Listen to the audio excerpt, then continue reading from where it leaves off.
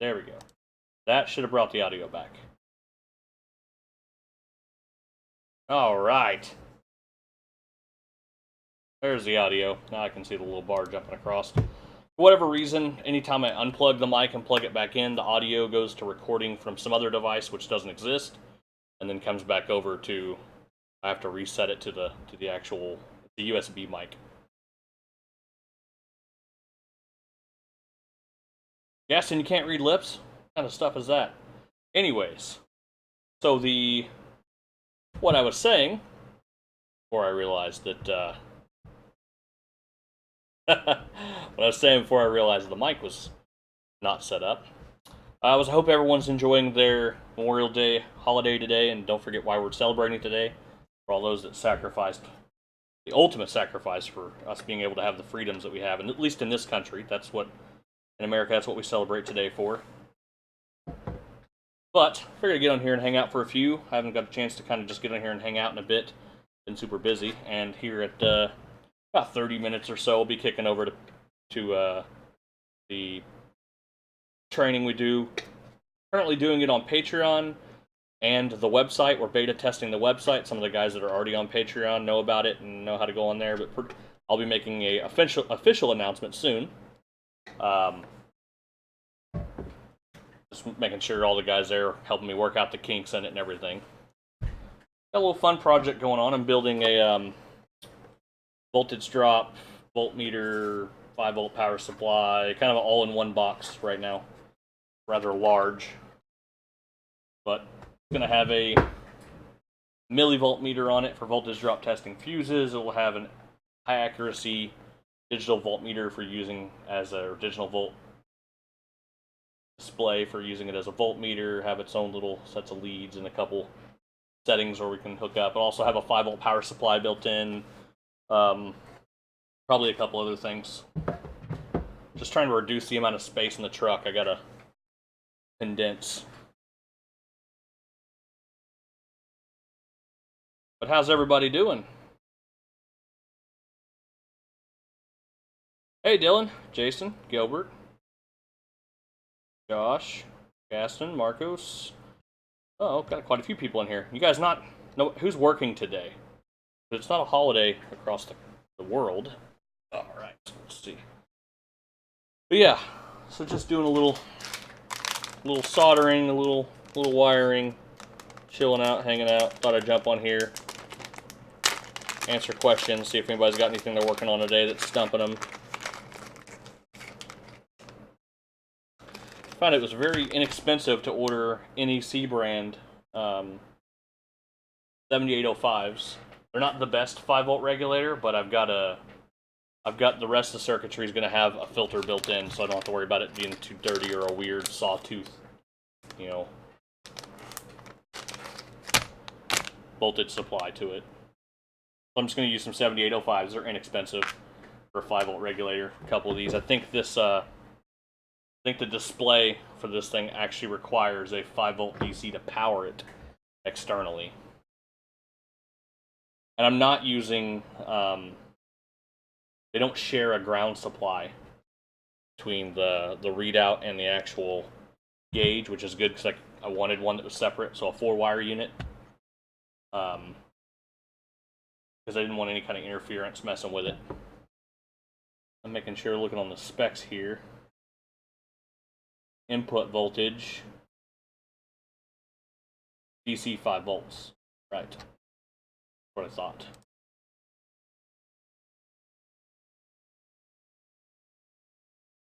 Just need a larger vehicle. Yeah, I'll agree, but what's nice about the small van, is I can get in and out of the car lots real easily.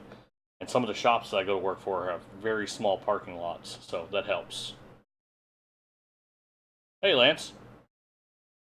Hey, Miguel. How's everybody doing?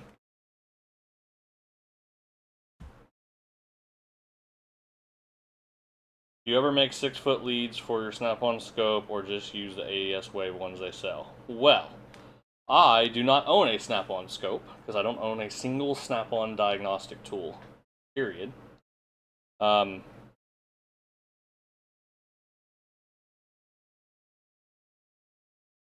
But I I like the leads that AESWave makes, but I've had the same brand of leads for a long time.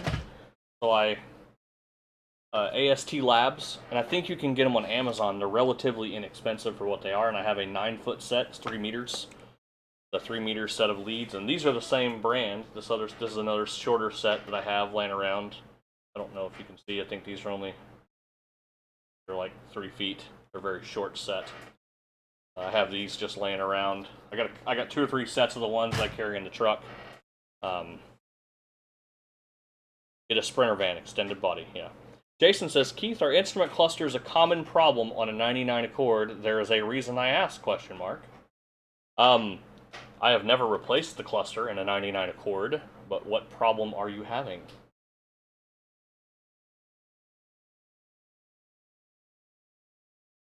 I would recommend, though, Distinct Rides by Davey, I would recommend the ones by AESWave. They're an ST3 cable. They're a very high quality, low impedance, well-insulated cable.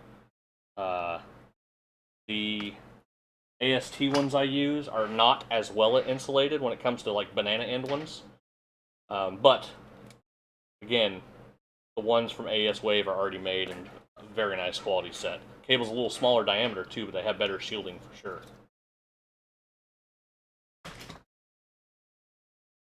Oh, whoops. Weird. So yeah, what's everybody doing today? I'm just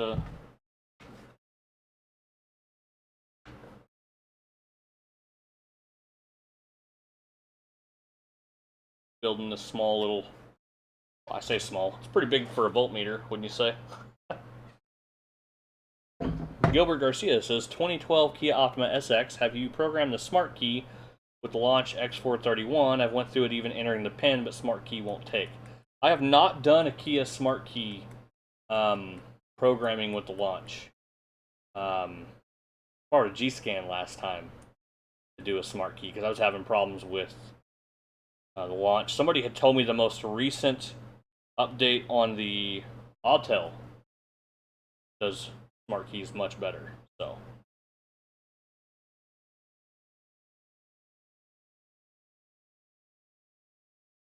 Lance Cater says 3-day weekend here. Awesome, Lance.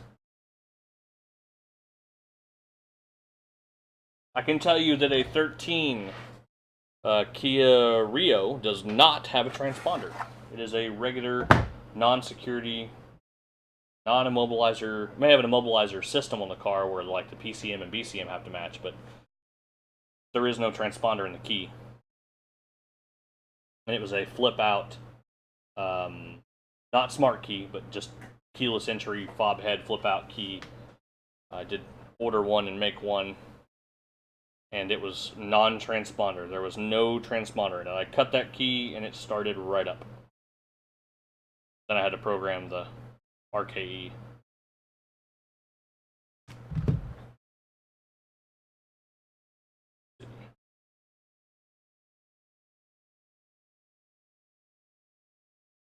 I will tell you guys this. I ran into a weird issue. I was working on a 2004 GMC W3500. It looks like an Isuzu NPR. It is the same chassis as an Isuzu NPR. There was a issue with the truck not shutting off. You take the key out, shut it off, the idle would come up, but it wouldn't shift out of park. You could put the shifter in the park, wouldn't change transmission gear. Also, the throttle had no response. I found a short in the exterior UBEC called an underhood battery electronic control or something like that. Electronic center or something, but it was actually just the outside fuse box. Was shorted internally in the fuel pump circuit, was backfeeding to the fuse box, keeping it alive, allowing most of the stuff to stay alive, not the ignition switch. Anyways, where I was going with this was I purchased, because I was having a problem finding wiring diagrams that were correct to the chassis. Most of them that I found were just for like 1-ton trucks, so they showed a totally different design fuse box, that kind of stuff. So I went ahead and purchased General Motors service subscription for the day. It was $20 for 3 days or whatever. Their diagrams by VIN number were also incorrect. Where I found the correct wiring diagrams was on the Isuzu Trucks website. I think it's IsuzuTruckinfo.com. Let me double check that.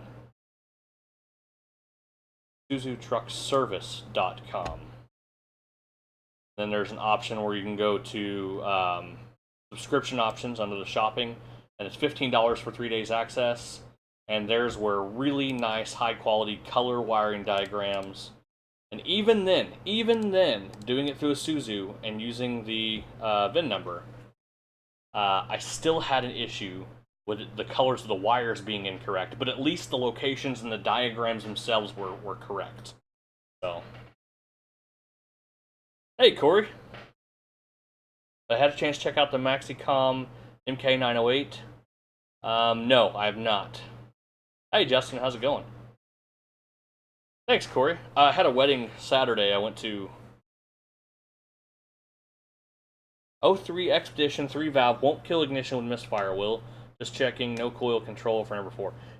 Lance, it doesn't kill the coil. It kills injector pulse. So here's what I would do, Lance. 06 Expedition has a C139 connector up by the PCM. You should be able to, it's a gray connector up by the PCM. There should be a red wire with a green stripe on it. Ant clamp around that and confirm that you don't have injector pulse. You won't see any current flowing. You'll see all the other cylinders be a dead spot. And then go ahead and move that coil. The coil that's in that cylinder to another cylinder and see how high the current ramp is. Here's why I'm saying this. If you've killed the computer, it's no big deal to kill another driver. You've already got one bad driver. So move the coil over and see if that coil is real high amperage. That way you'll know not to put a new computer in it if the driver is bad. You still got to check all your wiring. But if the driver is bad, you'll know to get rid of that coil out of there before you put a new computer in there. You don't want to put a new computer in and burn the driver up because the bad coil is still in there. And that'll give you an opportunity to check the other coil's current ramp also. When you first start it cold, the amperage should be higher. You'll probably see 11 or 12 amps. If you're seeing more than 15 or 16 amps, I would replace the coil. As it gets hotter and the resistance increases, your current will go down. So you'll see probably somewhere around, I don't know, 6 to 8, 6 to 9 amps regularly at the coil on a known good truck. 6 to 9 amps is pretty average. Fully warmed up. You'll see that. So, and what happens is those coil windings, they're inside there in the primary circuit. As they get hot and the insulation breaks down, two pieces will touch and it'll lower the count of winds inside the winding. And when you lower the count of winds, you lower the resistance and increase the current on that circuit. So, Jason C, brake light indicator stays on. It's not the float or the park brake. At the cluster on red-green wire coming out is roughly 2.5 volts and power going loaded as 12 and ground is good. They're saying if you depin that wire or cut it or whatever your method was, you checked and coming out of the bulb side was 2.5 volts. Doesn't make sense. Because the only way you would know 2.5 volts is if you remove the wire or cut it, the one that goes to the cluster. Because those have the power is supplied by the cluster, right? And then the device, the brake indicator light device, grounds it so at the bulb it illuminates. I thought that was how those were set up. Should be a pretty simple circuit to diagnose.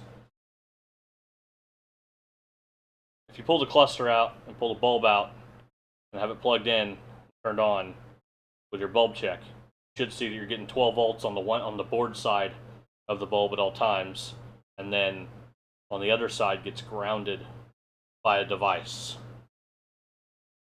Howdy ho, neighbors. Just say, there we go. Howdy ho, neighbor. I missed that show.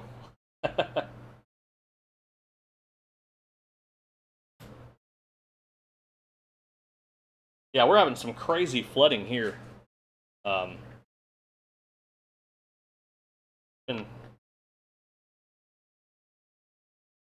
Been pretty crazy. Tornadoes and floods, and it looks like it's going to rain again today. I mean, we got dams breaking, levees that are overflowing. We got all kinds of crazy stuff going on. Hey, I wanted to give a shout out to Michael, Flat Rate Master. Thank you. He did a video back April 26th. That's how far behind I am of watching other people's YouTube videos. I'm trying to catch up. Gave me a shout out about some programming stuff, so appreciate that. That was cool. You guys can check out his channel. It's Flat Rate Master.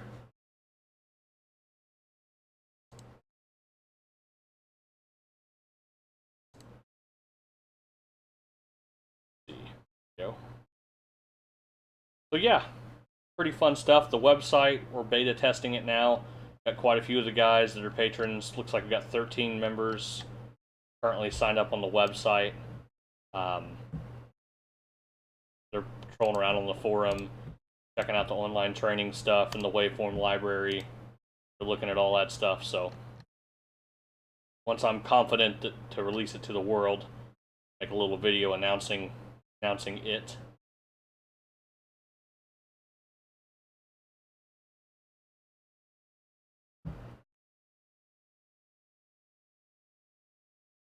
Failed key in a Chrysler. Awesome. Yeah, I use my VVDI tool a lot. That's why I don't use the Z Mini anymore, and that's why I sent it off.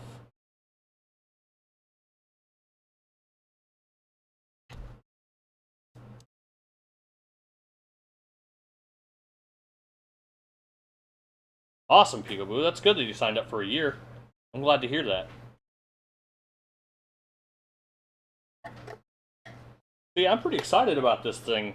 For you guys that missed it, I'm making a little box. It's going to have, this is a 5-digit, it's 3 primary, 2 digits after the decimal, so hundredths place after decimal, and this is a 0 to 200 millivolt gauge. So I'm going to do like fuse voltage dropping on this thing.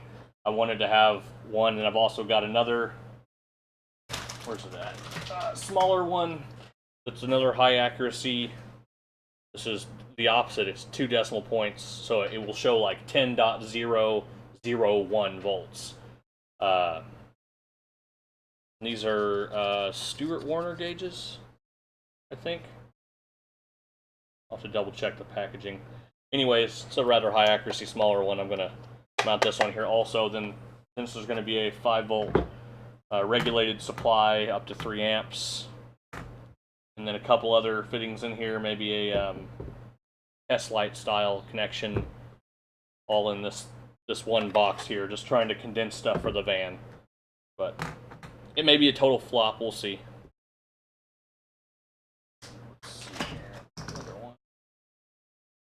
I was just drawing up my wiring diagram because the one, I think it was K series Stewart Warner gauge, this one, the bigger one, and this one was a, I don't remember what series it was. It was smaller. They didn't have one what I wanted in the larger form factor.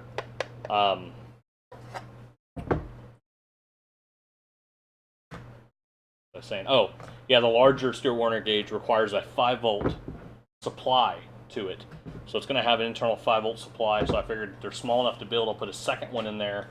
I think I'll run the whole thing off of 18650 lithium-ion batteries. What am I using for low-profile mini fuse tap, like the fuses in Toyotas?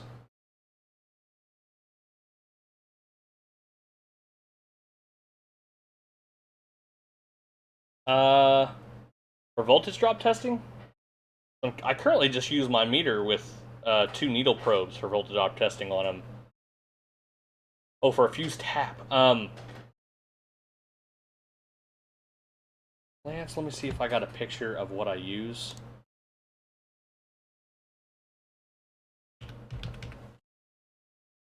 Because I'm trying to explain it to you. There's pictures in the, matter of fact, not this class, but the next class on the patron side, or on the website. I'm going to have to start calling it the website. I'll have a picture of it but I might just go get out of my van to show you guys today. I made a fuse jumper amp clamp lead set from these small little, I don't know what they came out of. They're from some, found them, I was trolling Amazon one day and found them 3, 4, or 5 years ago. And they fit in place of a fuse and then have a tower that comes up and it's got 2 regular sized 1/4-inch spades on it. So I connected that and threw wires coming up to that to a fuse holder and then a loop. So there's an amp clamp spot to put an amp clamp. So you can put this in place of the fuse, put the fuse on the side, or the correct amperage of fuse on the side, and then put an amp clamp around it to meter current in place of the fuse if you'd like.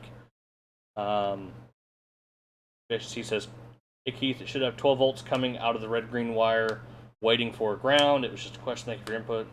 Yeah, exactly. That's how I would check it. Ever make my own breakout box?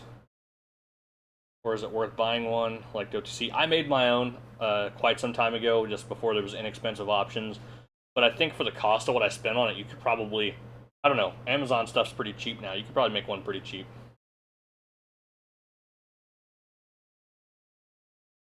06 Expedition coil fuse was low profile mini.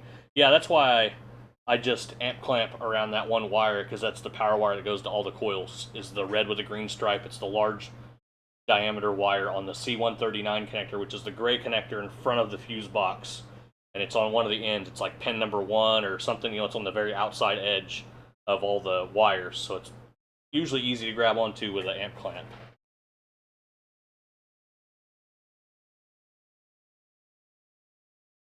Keith, you're not really late. I was just going to here for a few minutes hanging out, seeing what's going on, answering some questions before I started the next class. Right now we're on part 2 of the advanced application of fundamental electrical theory class. It's a big word. I wrote it back in the day and I changed the name not too long ago, trying to, man, it's hard. You write something as a basic electrical class and everyone's like, oh, I don't need that. Even though I love basic electrical classes, makes me remember all the stuff I forgot, reaffirms my knowledge, stuff that I already did know. Having somebody else tell you the same thing that you know just reaffirms that you were correct and gives you more confidence in going into that. So, but anyway, so I gave it that big lucrative, or a big, I don't know, I guess it's not deceptive. It's just, I thesaurused it up, I used a larger, more attractive name to basically say, we're going to take basic electrical and recover that, and then I'm going to give you some ways to apply that using your old noggin to shorten your diagnostic time.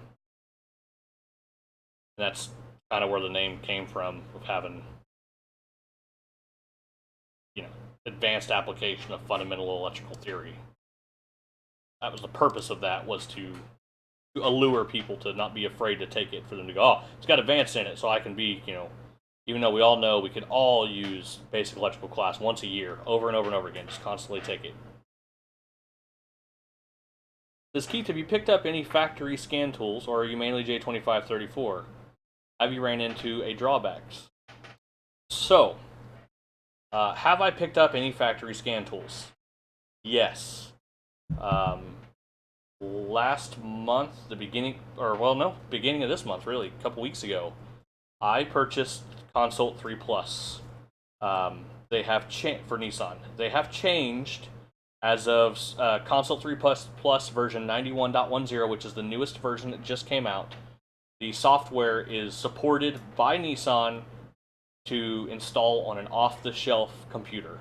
So you no longer have to spend, because I was a week away from purchasing a complete unit from Cast Tools, and it was going to be $8,840 for a legit serialized Toughbook Consult VI interface with subscription and security card.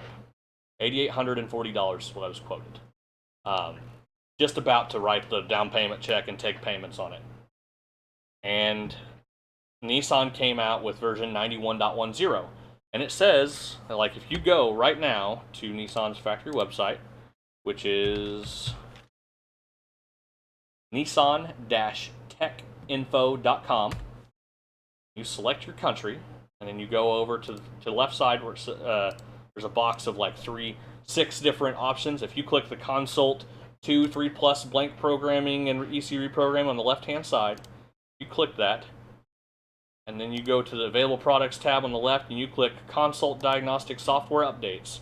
Under Consult 3 Plus, it says, starting with version 91.10, Consult 3 Plus, diagnostic software can be installed on any off-the-shelf personal computer that meets the C3 Plus software operating specifications. The software must be used with Nissan vehicle interface, and it gives the part number, J-47446-VI-B. And then how it works is if you buy the interface from Bosch, from the TechMate website, the Nissan TechMate website, which is a Bosch, what is it? Not sponsored, but Bosch brand. They run the site. They basically do all the back-end ordering and supplying of the parts. It's all Bosch stuff. And the interface is made by Tata Company, like the big truck company in India.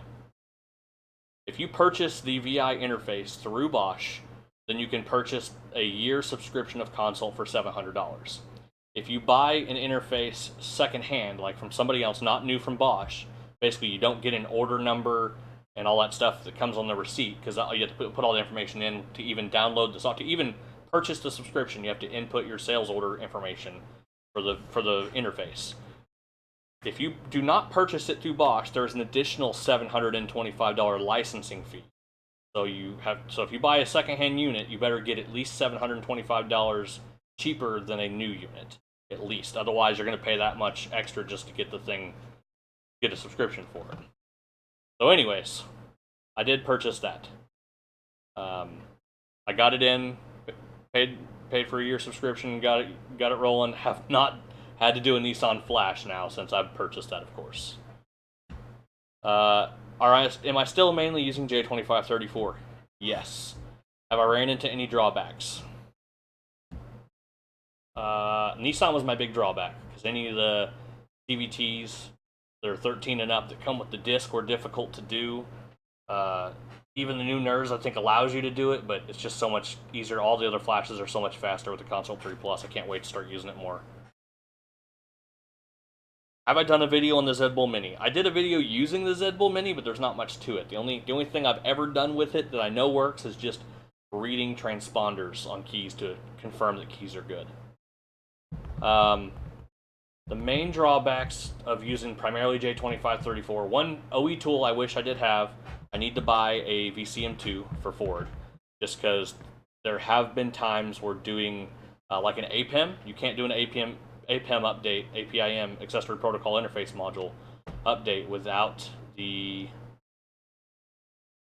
IDS. I don't think FJDS will read the software file that's a download off of Oasis to do the USB to USB cable. I don't think it will do that. I think that has to be done through IDS. That's my main drawback. I mean, my next OE tool I'll probably buy an ICOM ABC Next. And then maybe a VAS interface for Volkswagen. I don't know. Had a Toyota Sienna the other day that the AC wouldn't work. Had a code for a flow sensor, used the Vantage Pro and diode setting to follow the BCM into thinking the voltage was correct. AC compressor work. Oh, cool.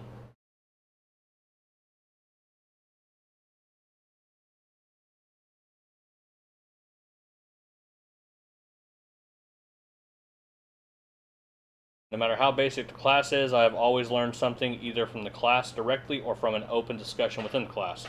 Exactly. The open discussion in the class is very helpful. Oh, dang. It's already almost 6. Alright, ladies and gents. I'm going to jump off here and then head on over to Patreon and the website. We're going to do our part 2 of Advanced Application of Fundamental Electrical Theory class.